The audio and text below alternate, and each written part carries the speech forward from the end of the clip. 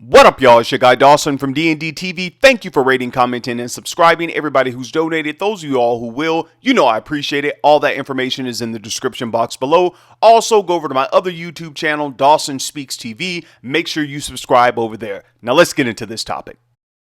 Alright y'all, thanks for clicking on the video. Hope everyone is doing well. Now this video is for educational purposes, so as I approach these topics with respect, I need you all to please be respectful in the comments section. Thank you. Alright y'all, now this story comes out of Tyler, Texas.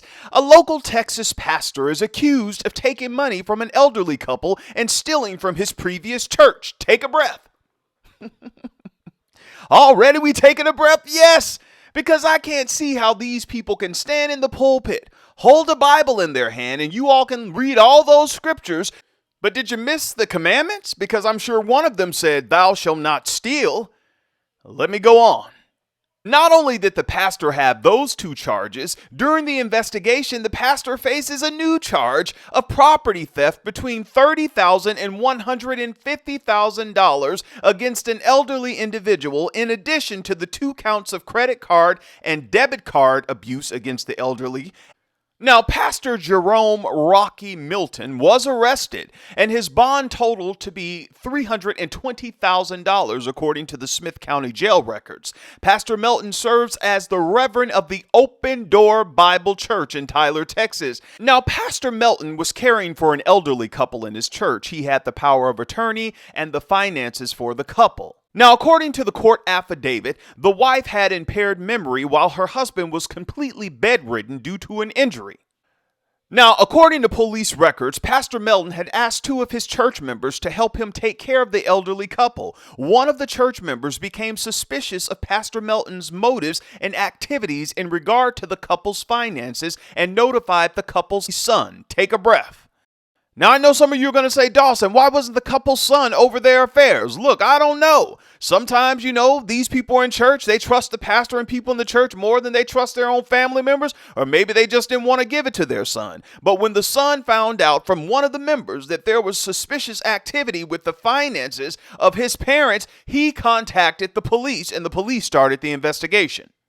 Now, according to the court affidavit, Pastor Milton unlawfully took $30,881.70 from the couple through multiple check withdrawals from their bank account and from ATM transactions. Pastor Milton was initially interviewed by the police, and he denied having the couple's credit card or debit cards. But during a second interview, he said he did have the cards, okay? So not only are you stealing, Pastor, you are lying to the police officers.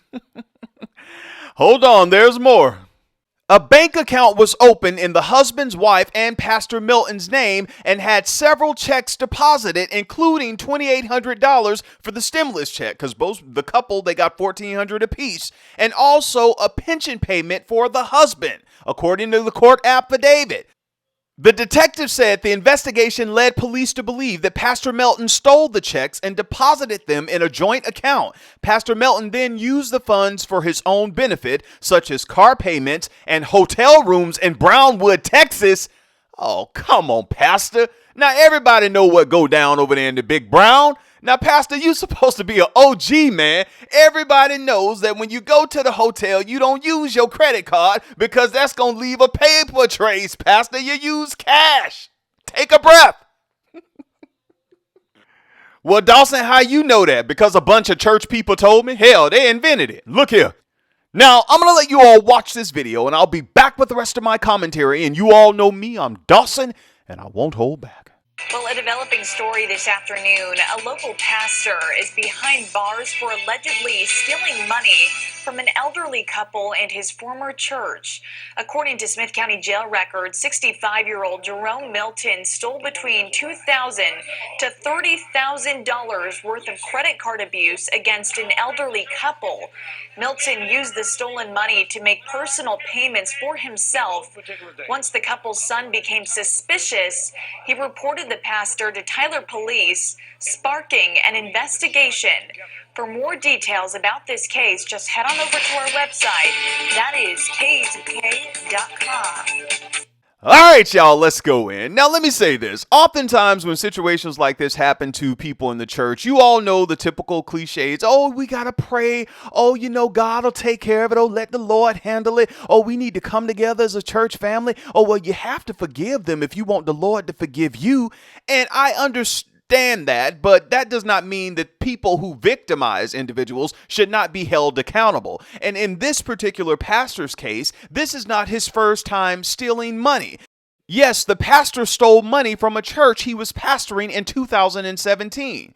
Yes, in 2017, according to the investigation, Pastor Melton was the pastor at Greater New Pleasant Hill Baptist Church, previously Pleasant Hill Missionary Baptist Church, and he was asked to leave around 2018 from the church due to his handling of finances and other suspicious behavior on his part.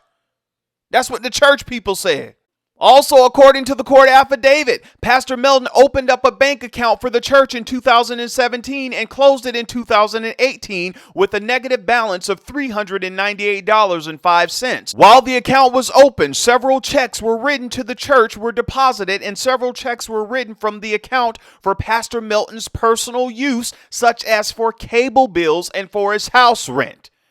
With the church, this man is ridiculous, I'm telling y'all. While reviewing the bank records, the detective stated that they found 2 checks deposited in Pastor Melton's account written from a bank account from the previous church, which was Pleasant Hill Missionary Baptist Church. One check was for $3,000 and the other one was for $2,000. Both were deposited in September 2021 and signed by the former secretary of that church. Now, I want y'all to remember, it was signed by the former secretary of that church in 2021. Now, they interviewed a deacon at the Greater New Pleasant Hill Baptist Church, and the deacon told detectives that the church did not write Pastor Melton those checks or any checks since Pastor Melton's departure in 2018. Take a breath. So in 2021, you were pastoring a total different church, but you opened up an account for a former church that you were a pastor for. Come on, man. This is creepy. This is just a con artist. I'm telling y'all got to wake up. Listen. The deacon went on to say that the church has never had a bank account with the particular bank Pastor Melton took the money from. In addition, the deacon was saddened to say that the secretary that Pastor Melton said signed that check had passed away earlier that year. Are you serious? So you're forging? Oh my God. Look, y'all. The church didn't want to press charges against Pastor because they said they'll let the Lord handle it. And the Lord is handling it now with this elderly couple and their son who called the police and they opened this investigation, and now the pastor has an upcoming court date. Now look, you all, I'm going to keep you all up to date on this particular case because for someone to preach like this pastor does up in his pulpit, he's so, charismatic, holding the Bible up there and has quite a few people who are following him, especially elderly people. Someone has to talk about this stuff. So go off in the comments. Let me know what you think about this. And I'm going to leave the article for this particular story in the description box so you all can read it yourself. Don't trust me. Don't take my word for it. Read it yourself. Until next time, it's your guy Dawson. Take care of yourself and each other. Be safe out there and be careful out in open society, but especially in these religious institutions. And remember, you are your own first line of defense. Peace.